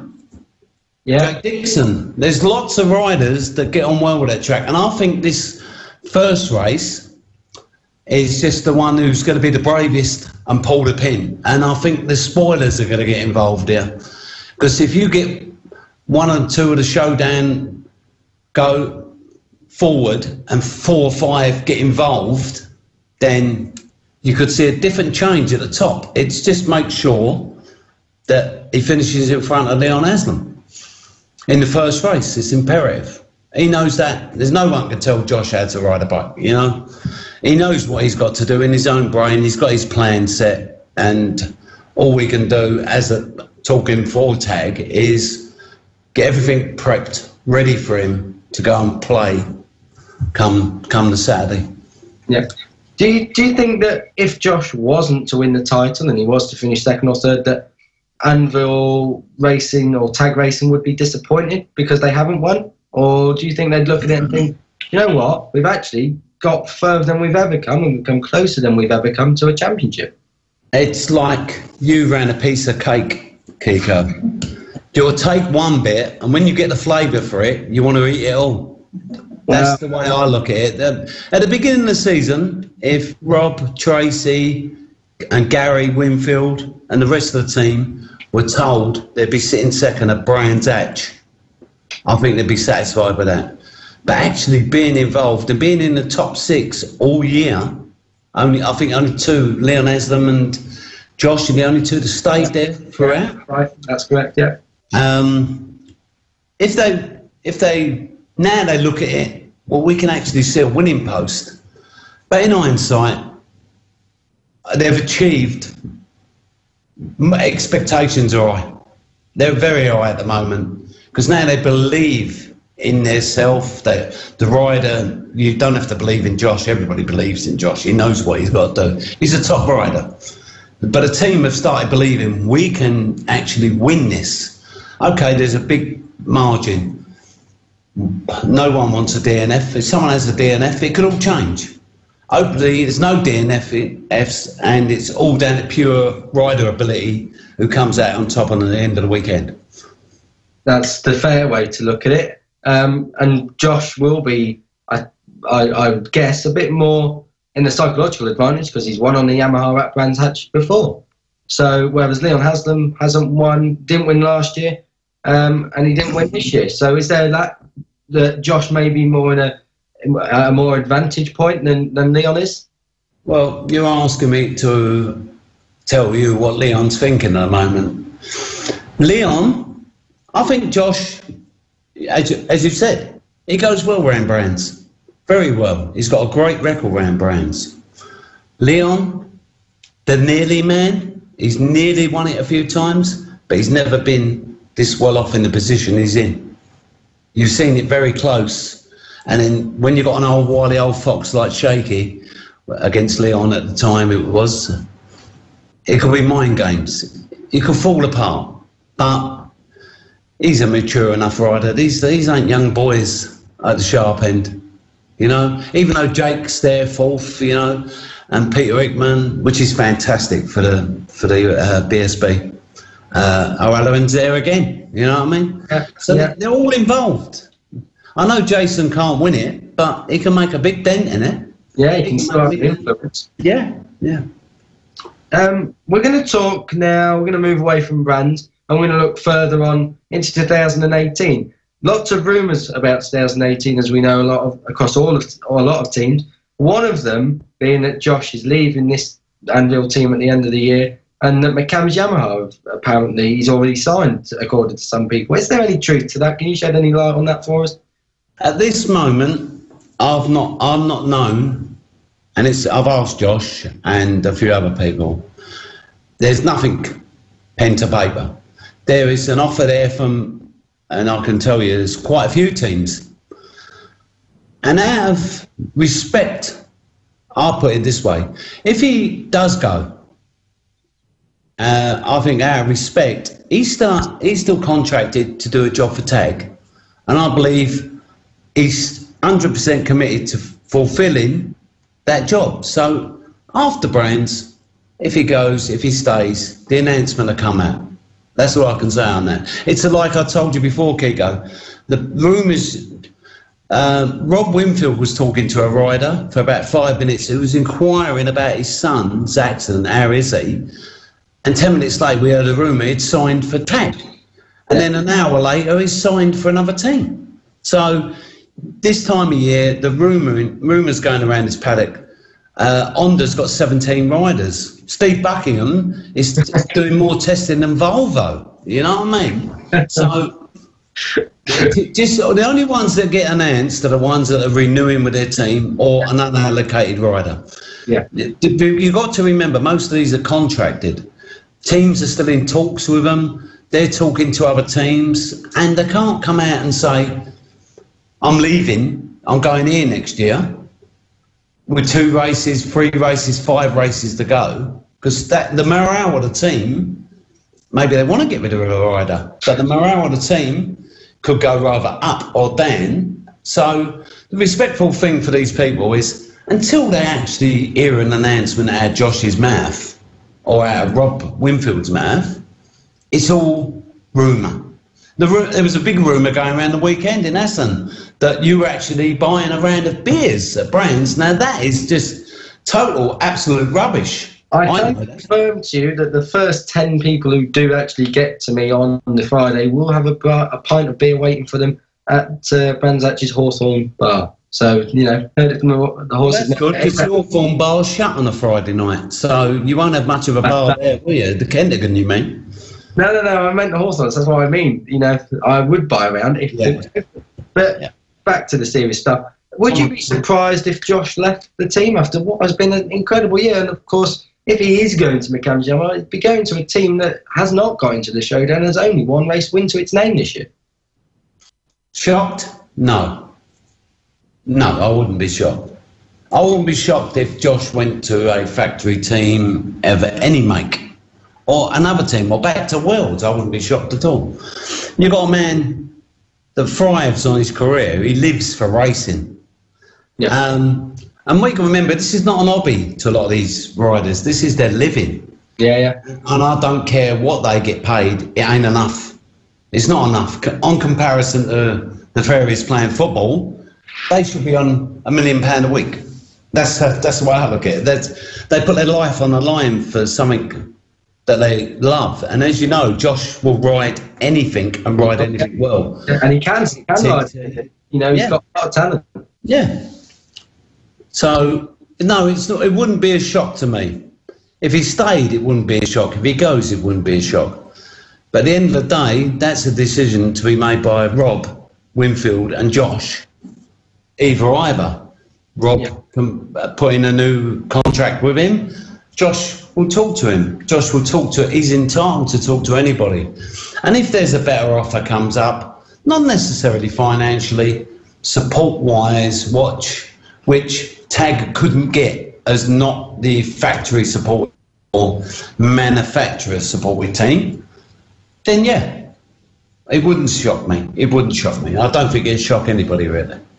How much difference does being a factory supported team make in comparison to being a private team? Because we know BSB regulations try and even things out, but of course the factories will choose who gets the special part. So what difference is there between the Anvil Hire Tag Racing Yamaha and the McCamm's Yamahas? Well, you said it earlier about Sylvain Guintoli.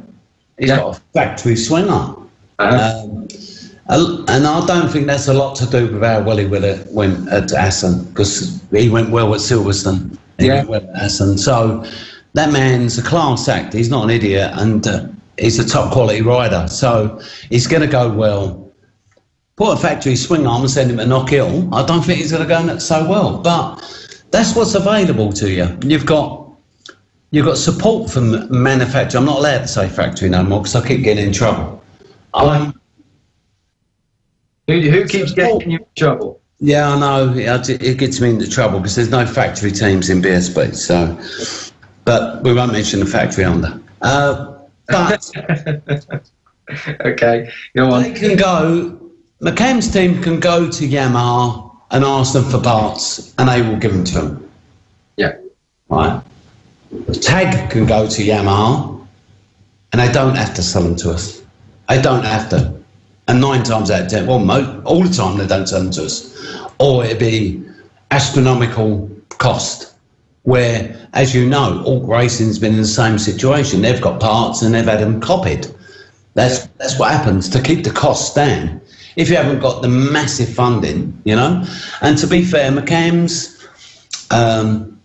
with that team, that's a solid team, They've been around. They've not been in Superbikes, but they've been in Super Sport. They've worked with big teams. I've actually worked with a couple of them. They were in the FFX team, part of Sean Muir Racing. And you had Hutchie on your... Yeah, that's right, Hutchie and Andy Reid. But you've got the likes of them boys in that team. For whatever reason, it's not gone well for them this year. And I've been at Loggerheads banter with them all year. Right? Yeah. But that's me. And some of them know that's me. I talk to Grant, I talk to Chris, Granny. We still talk. Right? They might hate me, but then again, I'm not going to lose sleep over it. But at the end of the day, they are a good team. They're very experienced people. Laverty, he's no mug. James Ellison is one of 3 people that I rate. They're the only 3 people in this paddock that can ride the Yamaha.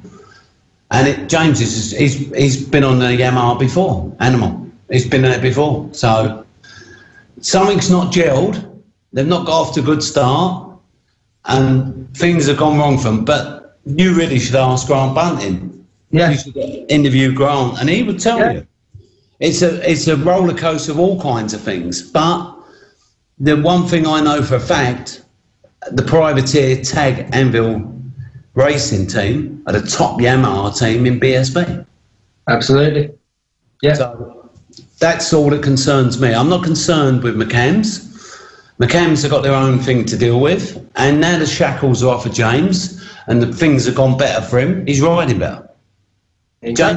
James is just a quality rider, and can't always blame the rider. There's other things going on in the background that you, me, or anybody might not know. There could be a roller coaster of things. Yeah. As I said, that's McCam's problems. They have to sort out itself. My problem is how much drink I'm going to drink Sunday night when I celebrate with this little team called Tag Anvil. Yeah.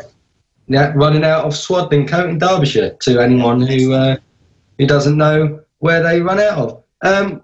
We've basically done what we planned to do, but there was a talking point, and I did say earlier in the show we would put it to your attention. You was over in Aston at the weekend. The British Supersport race saw a collision between Keith Farmer and Ben Curry. What's your thoughts on that? Was the penalty right from Stuart Higgs? Did he get that bob on? Totally right. Yeah. And the reason it's totally right, and I'll tell you who agrees with me, Keith Farmer. Okay. I spoke to Keith yesterday briefly.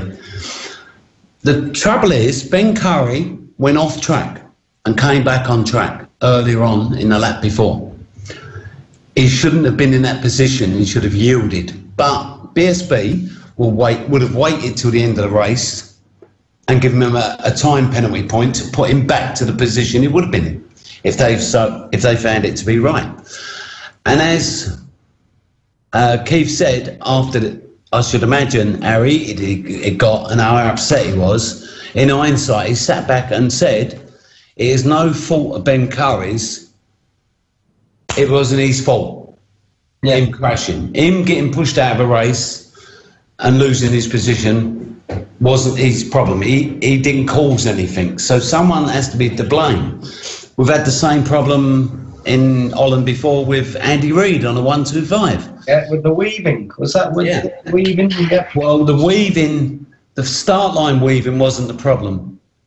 The bike running the back of him, the Dutch do not run brake protectors. That wasn't the problem. The problem was he went off track onto the AstroTurf and he come back full chat, just straight back on the track. And to be fair, I can't remember the young Dutch rider's name. He went straight on, cost him finishing the race. And if he wouldn't have done that, it could have been carnage. And then Andy got black flagged.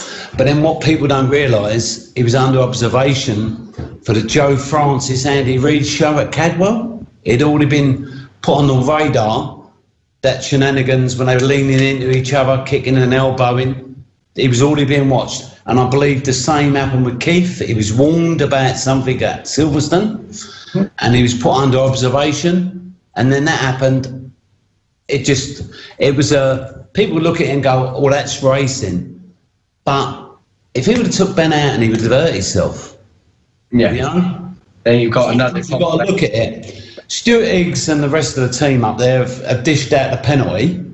Keith at the time, I should imagine, didn't accept it. And then you've got all the people, and I'm one of the world's worst, go on there and they don't like this, they don't like that. Everybody's entitled to their opinion. Yep. But if they ask BSB come to that, if they waited for the release to come out and they got to that position, maybe they'd look back and go, well, yeah, it's right.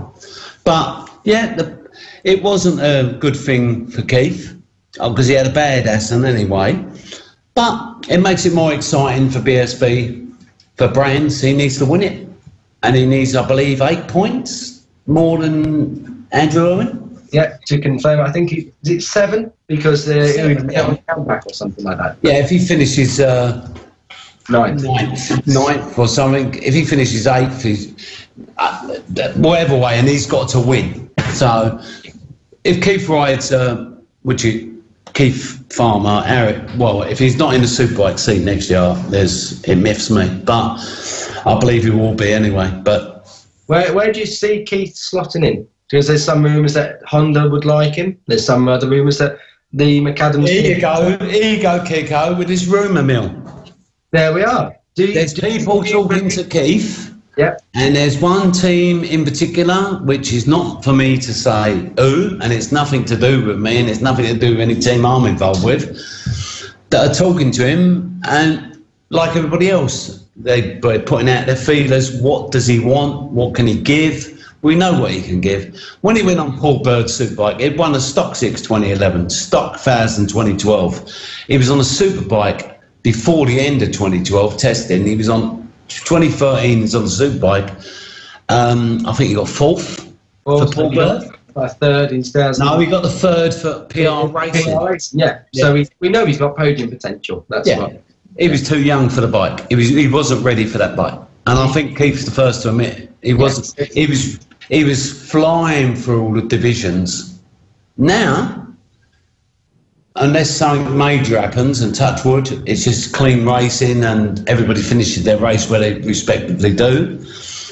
Keith wins a Super Sport. Name me how many riders in that paddock can say they won Stock 6, Stock 1000 and Super Sport. I believe Keith would be the first one. I can't remember anybody. I know a few of them have done two or won a class 2 or 3 times, but not gone through the 6000 and the Super Sport. With the next stop, Superbike. Yeah. Now he's ready for the Superbike, and I think Keith will be the first one to say he wasn't ready in 2013. He said to me back at Stetson that he feels like he's matured a lot, and I think it shows with his riding as well. You know, I think he has matured quite a lot. He had a year on a 1000 Honda in 2016. He's come into Super Sports and dominated this year. So an ancient Honda, ancient Honda, and he rode the wheels off of that thing. Yeah, and it worked. Maybe Honda for what he done on that Honda that year, and they're watching him this year. Maybe Honda will approach him, but that's contract negotiations. Keith sorts out the teams. See, it's a very personal thing. When people start rumour mill, what it does, if teams are looking at a rider and the rumours get so bad, oh, he's definitely signed with this one, they don't look at them no more. Yeah. And then they get left behind. When they turn around and they go, well, I was only talking, people kill people's livelihoods. I've seen the rider last year, he was going to remain nameless, but he was talking to 2 or 3 teams and they all got wind that he's definitely going there. They've made the deal. It's all signed up. He's just not announcing it because he's under contract already. They went and got other riders and he's stuck with a ride that maybe he didn't want. But that's all that was there at the time. So rather than the rumours, why don't they ask the rider? They're free in the paddock. Walk up and go, what are you doing next year? And if they want to tell you, they tell you. But it is this rumour mill thing unsettles teams and can affect riders getting a ride. That's the way I see it. It can cause a lot of turbulence, and it has done before, and it will continue to do so because that's what a rumour mill is. Well, you know what a rumour is now, eh? Ben Spees is training. You know where he's going next year? Yeah, some rumours that he's going to do some endurance races. Well, he might be on a Yamaha. See, I started the rumour already. There we are. We'll blame you for that one. And we're going to let you go. We're going to let you get back to your dinner and your beer and whatever and whatnot, because we are approaching 10 o'clock. So Tony Morris of the associate of the Anvil Racing Yamaha tag team, for your time this evening. And thank you. Let's just stop yawning, mate. I'll call you yawning. Yeah, because you're a 4-wheel man, aren't you? Oh, I've got to have a special message before I go. Oh, okay. Josh Elliott's save the weekend must be save of the season. I think we'll go with that. Unless, do we class Leon Augustus in the Motorstar category? He wasn't a save, mate. He was going fishing. He rode across a bit of soggy ground through a puddle. Now, come on, Josh Elliott had his foot behind his ear in the photo. Yeah. Right? The last time he was in that position, he was a fetus in his mother's womb. Now tell me. Right, with that... Blimey. Yeah. Good night, Tony. Thank you very much for your time. Thank you very much. Yes, Tony Morris. Thank you for the insight and the bit of extra gossip to add to that rumour mill that we absolutely mustn't keep going, even though it is kind of entertaining and really sort of juicy bits of information. It is. It's something we all do. We're never going to stop because it's ongoing. Yeah, because if we only just said facts, then we'd have a show for about 6 minutes long, I think, to be honest. Speculation is our middle name. So, as Kiko said, we are rapidly approaching the end of the show. And have we got any other pertinent bits of information, bits of news that you wanted to get off your chest, or bits of gossip, rumour mill stuff? Not so much gossip, but I think we do need to give a mention. Motorcycle racing has had a really rough year in terms of riders who have lost their lives. There's been 3 at the TT this year. We lost Nicky Hayden, of course, Angel Nieto, legend, 13 times world champion. Unfortunately, we lost another rider this weekend, and that was Maxime Berger. Dominant in the stock 1,000 classes in Europe, and he stepped up to World Superbikes a few years ago for Supersonic Ducati. Actually became more famous for his rear wheel falling off at Donington Park. It was so spectacular. But news broke about a month ago that he was in a coma after rumoured the speculation said that apparently he tried to take his own life. Well, unfortunately, earlier this week it was confirmed that Maxime Berger had died. I believe he was only 28, so no age really.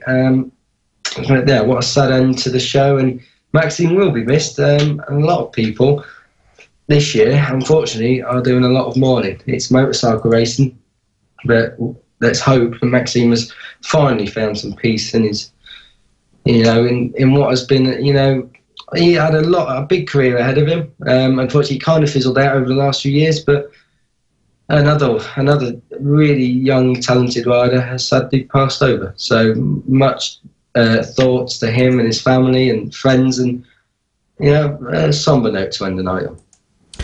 Yeah, it's unfortunate, and there's absolutely nothing else that we can say, to be honest.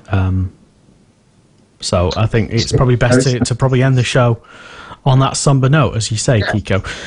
Thank you very much for tuning in to the Superbike show on Motorsport Radio.